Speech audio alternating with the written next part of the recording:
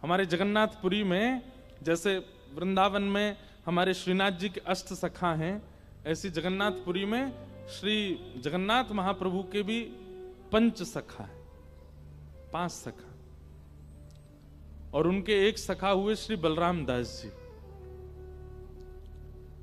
उनका कार्य था वो रोज श्री जगन्नाथ महाप्रभु के सामने बैठ करके पद गाते थे, पद सुनाते थे। एक बात तो निश्चित है, ठाकुर जी को गायन बहुत प्रिय है, और ये बात मैं हर कथा में कहता हूं कि अगर आपको कोई वाद्य बजाना आता है, अगर आपको गाना आता है, अगर आपको कोई कला आती है जिससे संसार रीझता है, उस कला का अगर आपने प्रयोग ठाकुर जी के सन्मुख कर दिया, किसी लोक रंजन के लिए नहीं, किसी व्यक्ति विशेष को रिझाने के लिए नहीं, उस कला का प्रयोग अगर ठाकुर जी को रिझाने के लिए कर दिया, तो एक नाम जापक से पहले ठाकुर जी आपको मिल जाएंगे, एक तपस्वी से पहले आपको मिल जाएंगे। लेकिन क्षमा प्रार्थी कान पकड़ के, अगर किसी को कोई कला नहीं आती है, वैसे एक बात और कह दें, संसार में एक व्यक्ति भी ऐसा नहीं जिसको कोई कला ना आती हो, वो ढूंढ ना पा रहा हो बात अलग है, हर किसी को एक कला आती है।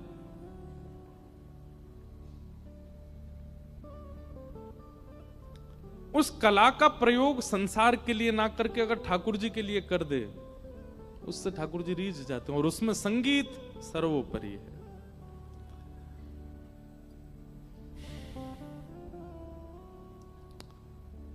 आपका गायन ठाकुर जी के लिए हो। परसों तरसों हम रात में यहाँ कीर्तिदान जी आए थे, उसके बाद हम लोग रात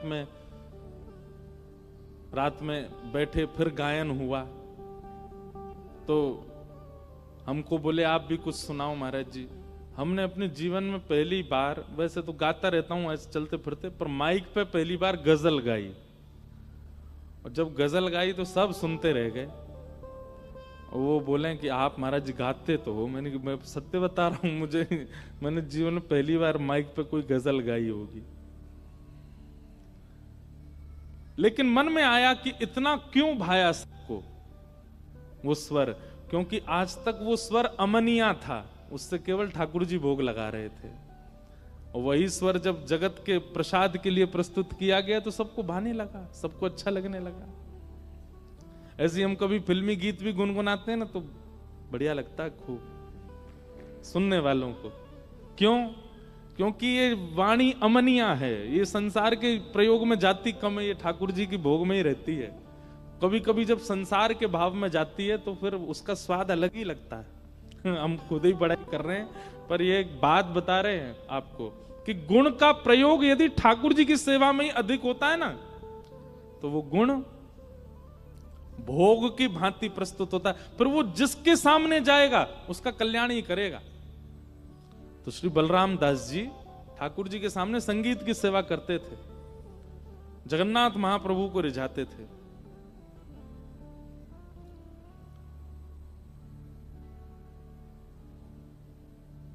महाप्रभु जी बैठ करके इतना आनंद से श्रवण करते थे श्री बलराम दास जी को, इतने प्रसन्न रहते थे बलराम दास जी से। लेकिन ठाकुर जी जिससे बहुत प्रसन्न हो जाते हैं ना, फिर उसके कुछ समय बाद परीक्षा लेना प्रारंभ करते हैं कि ये वास्तविक है कि नहीं। और बलराम दास जी की एक परीक्षा हुई। क्या? एक दिन वो गा रहे थे और उनके गायन को पीछे खड़ी एक अत्यंत सुंदरी नृत्यांगना, एक अप्सरा, एक नगर वैश्या, वो सुन रही थी। और जैसे ही उसने उनका स्वर सुना बलराम दास जी का, वो उसने पूछ लिया सब पहले से, ये कितने बजे आते हैं, ये क्या क्या गाते हैं सब। अगले दिन वो श्रृंगार करके अपनी पोशाक पहन करके पूरी आई, और बलराम दास जी गा रहे थे और वो नृत्य करने लगे। उसके नूपुरों की जब आवाज बलराम दास जी के कानों में पड़ी, बोले कौन इतने ताल में नृत्य कर रहा है। पीछे मुड़ करके जैसे ही उसका रूप देखा, बलराम दास जी तो इतने प्रसन्न हो गए। आज तक तो श्री जगन्नाथ जी को देख के ही गाया था, पर आज उसको देखने लगे। आहा, क्या सुंदर नृत्य कर रही है। 1 दिन, 2 दिन, 5 दिन, 6 दिन उसके मन में, बलराम दास जी के मन में आने लगा, हे नाथ, हे जगन्नाथ भगवान, बहुत बढ़िया जोड़ी बनाई है, मैं गायक, ये नृत्य करती है, दोनों का हो जाए, आनंद हो जाए। रोज गाते। लेकिन बलराम दास जी की गायकी में अब एक विघ्न आ गया कि पहले वो महाप्रभु जी को रिझाने के लिए गाते थे, पर अब वो किस लिए गाते हैं? ये रीझे, वो नाचती नाचती वाह वाह कर जाए उसके लिए गाने लग गए। और स्थान कौन सा चुना? जगन्नाथ भगवान का मंदिर। महाप्रभु जी बोले, भैया अब इसके स्वर में हमको बिल्कुल स्वाद नहीं आता। भाई तुम्हारा संबंध है, तुम किसी के संग भी रहो, पर अब तुम गायन ही उसी के लिए करते हो, तो हमारे सामने बैठने का नाटक क्यों करते हो?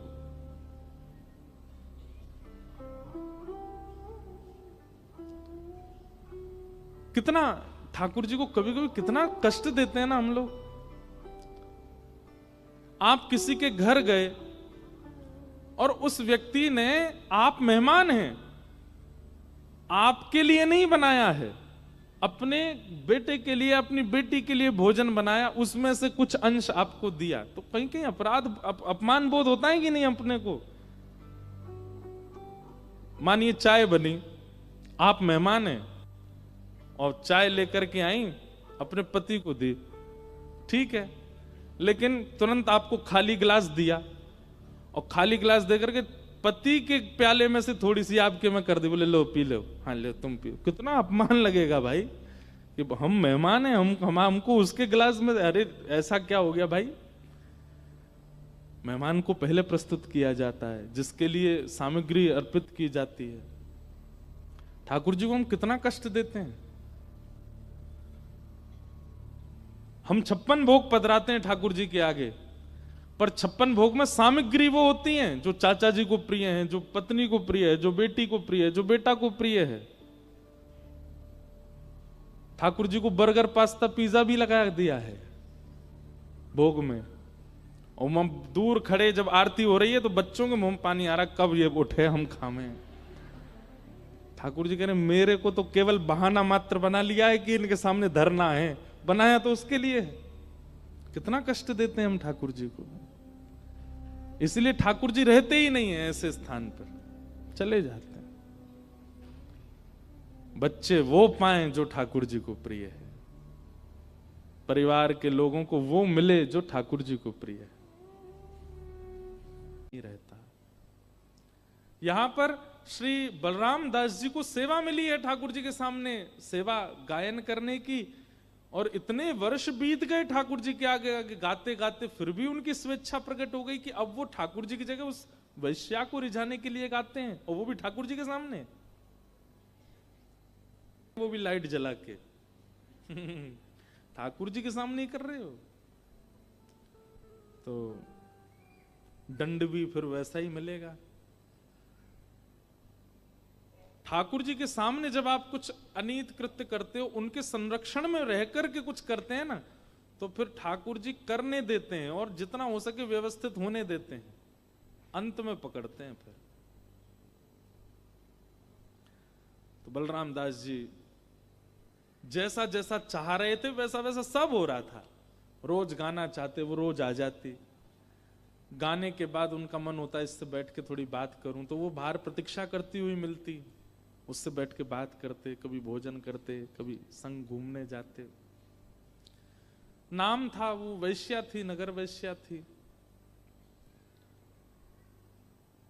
अब तो बलराम दास जी का ये रूप हो गया कि अब वो आती थी तभी स्वयं आते थे, वो जाती थी तो खुद का भी मन जगन्नाथ जी के सामने लगता नहीं था। जैसे ही वो गई तो फिर उनको रोता था, अपने सब पत्र पुष्प सब इकट्ठे करते और ये भी चलते बनते।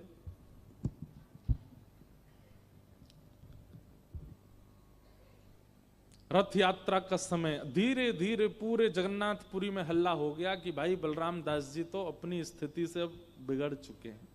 वो तो वैश्या के संग घूमते हैं, उसी के संग नाचते हैं, उसी के संग पूरी रात रहते हैं। मंदिर के सब पुजारियों ने निर्णय लिया कि भाई इस पर हमको कुछ करना चाहिए। एक तो बलराम दास जी वैश्या संग करते हैं, ऊपर से मंदिर में आके ठाकुर जी के सामने सेवा करते हैं। तो सब ने मिलकर के निर्णय किया कि इस बार की रथ यात्रा में इनको सेवा नहीं करने देंगे हम। महाप्रभु जी रथ पर विराजमान होते हैं तो सबसे पहले बलराम दास जी का पद गाया जाता है, बलराम दास जी का गायन होता, उसके बाद रथ खिंचता है। इतना बड़ा सौभाग्य था बलराम दास जी का कि रथ में विराजमान ठाकुर जी की पहली सेवा बलराम दास करेंगे, फिर रथ चलेगा। लेकिन आज पुजारियों ने कहा इनको सेवा हम नहीं करने देंगे।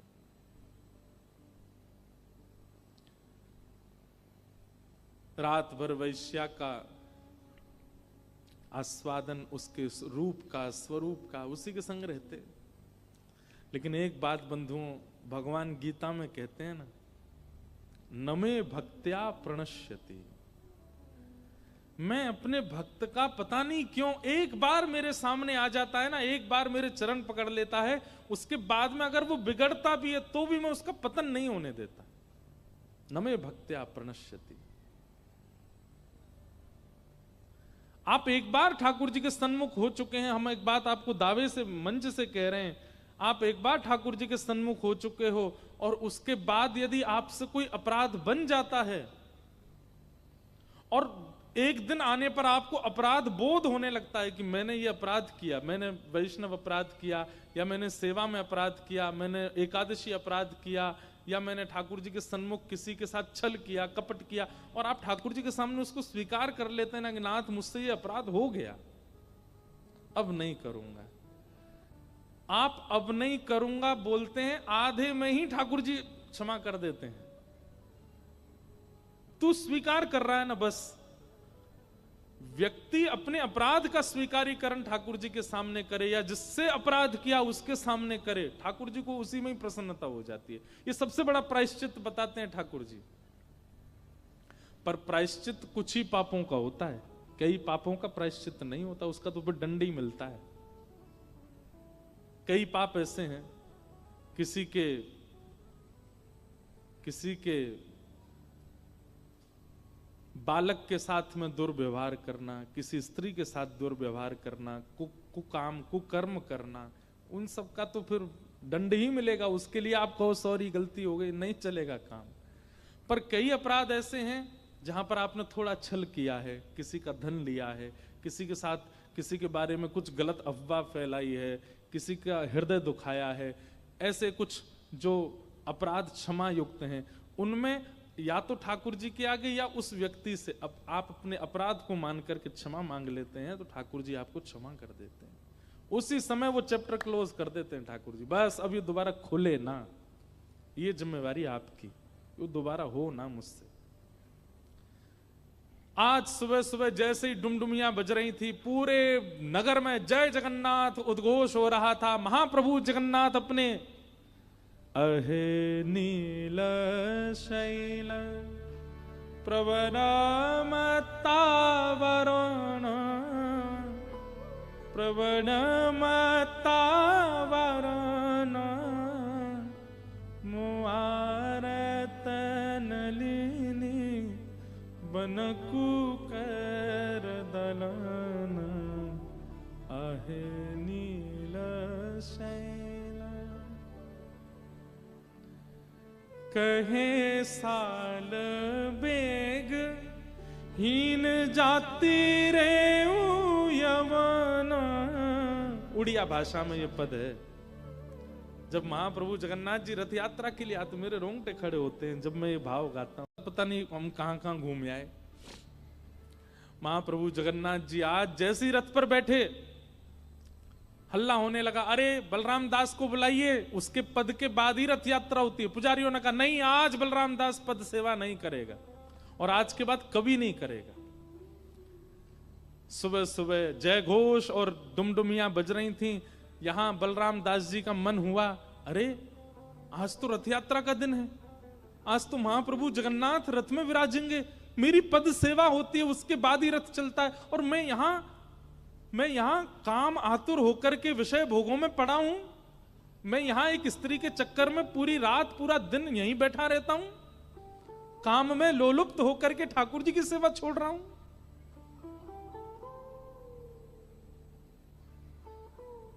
तुरंत स्नान करके रोते बिलखते जा रहे हैं, नाथ मुझे क्षमा कर दो, मैं क्यों नहीं समझ पाया कि मेरा जीवन तो आपकी सेवा के लिए, मैंने क्यों किसी और को अर्पित किया। जैसे ही पहुंचे जगन्नाथ महाप्रभु के रथ के सामने, पुजारियों ने कहा धक्का दो, इसको दूर करो, ये दर्शन का भी अधिकारी नहीं है, वैश्यागमन करता है।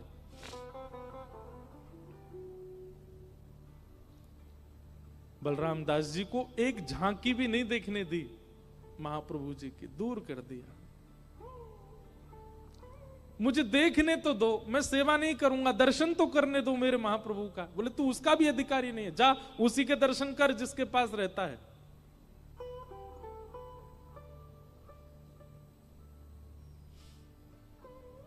बलराम दास जी रोने लगे, मैं अपराधी हूं नाथ, जन्म से लेके आज तक एक भी रथ यात्रा ऐसी नहीं गई जिसमें आपका दर्शन नहीं हुआ, लेकिन आज अपने ही कुकर्मों के कारण आपका दर्शन नहीं कर पा रहा हूं, और ये मेरा दंड है कि मैं इस बार आपका दर्शन नहीं, मैं स्वीकार करता हूं इस दंड को। और बलराम दास जी चले गए वहां से, समुद्र के तट पर जाकर के रोने लगे, और बार बार मानो समुद्र सागर से कह रहे हैं कि एक ऐसी लहर लाइए, मुझे ले जाइए, मैं जीवित नहीं रहना चाहता। लेकिन क्या करें, तभी मन में आया अपनी सेवा तो मैं कहीं से भी अर्पित कर सकता हूं, जरूरी क्या रथ के आगे बैठूं। तभी एक बालू का, समुद्र की बालू का रथ बनाया, और उस बालूका के रथ में 2 गोल गोल लड्डू एक के ऊपर एक धर दिए, जगन्नाथ जी बन गए रथ के अंदर विराजमान करके, और 2 ऐसे गोल गोल नेत्र पधरा दिए और बैठ गए सामने हाथ जोड़ करके। बलराम दास जी अपनी नित्य की, हर साल की जो उनकी सेवा है वही करने लगे। जैसे ही सेवा प्रारंभ की बलराम दास जी ने गायन करने की, महाप्रभु जगन्नाथ जी का रथ चल पड़ा था, फिर वही हुआ, रुक गए जगन्नाथ जी।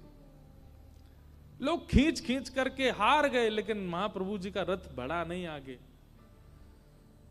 सबने दंडवत किया, बोले जय जय, आज क्या हुआ, आज आपका रथ क्यों रुक गया है? अरे हमारे यात्रा का नियम है कि जब तक बलराम दास संगीत सेवा कर नहीं देता तब तक हमारा रथ आगे नहीं बढ़ता। अरे प्रभु, आज तो उसको हमने सेवा से हटा दिया, वो वैश्यागमन करता है, उसका आचरण अच्छा नहीं है, निकाल दिया हमने, आज बलराम दास सेवा नहीं करेगा, आज आपकी रथ यात्रा ऐसे ही होगी। ठाकुर जी बोले पर सेवा तो मेरी हो रही है, बलराम दास तो पद गा रहा है और मैं सुन रहा हूं। कहां गा रहा है? यहां तो कोई बलराम, बोले यहां नहीं गा रहा है, उसने मेरा एक और रथ बनाया है और उस रथ को भी नंदी घोष रथ की तरह तैयार किया है, उसमें मेरा स्वरूप विराजमान किया है। भगवान के रथ का नाम है नंदी घोष, और उस रथ में मैं बैठा हूं और बलराम दास गा रहा है। अरे आज मैं यहां इस रथ में नहीं हूं, मेरा रथ तो वहां समुद्र के किनारे बलराम दास जी ने बनाया, वो मेरा रथ है, और आज मेरी यात्रा वहीं हो रही है, आज इस रथ में मेरी यात्रा नहीं है। पंडित जन सब कहने लगे, बोले नाथ यहां लाखों लोग आपके दर्शन को बैठे हैं, आप ऐसा क्यों कर रहे हैं? बोले भैया, यदि चाहते हो कि ये रथ यात्रा आगे बढ़े तो जाओ और बलराम दास को लेकर के आओ, और उससे कहो जो बालूका के उसने जगन्नाथ बनाए हैं ना, मेरा अंश उन्हीं में बैठा है, उनको लेके आवे, और उनको ला करके जब इस रथ पर विराजमान करेगा और यहां बैठ के जब वो मेरी सेवा करेगा तभी ये रथ आगे बढ़ेगा, नहीं तो नहीं बढ़ेगा। पुजारी जी बोले जय हो भगवान, जिसको पूरा विश्व दुत्कार देता है उसको आप स्वीकार करते हो। भगवान कहते हैं नमे भक्त्या प्रणश्यति, वो मेरा भक्त है, उससे गलती हो गई लेकिन वो गलती स्वीकार करता है, मेरा स्वभाव है उसको क्षमा करना है। और बलराम दास जी आए, आकर के फिर उन्होंने सेवा की, और उस सेवा से प्रसन्न होकर के फिर महाप्रभु जगन्नाथ जी का रथ आगे बढ़ा। कहने का इस भाव को सुनाने का क्या अभिप्राय है कि श्री ठाकुर जी अगर हमसे कोई अपराध बन जाता है, हमसे कोई दोष बन जाता है, तो ठाकुर जी के सन्मुख उसको स्वीकार करो और वचनबद्ध होकर स्वीकार करो कि पुनश्च इसकी आवृत्ति नहीं होगी नाथ, ये मुझसे दोबारा नहीं होगा। ऐसी भावना से जब आप ठाकुर जी के आगे स्वीकारीकरण करते हैं अपने अपराध का, तब ठाकुर जी क्षमा करते हैं।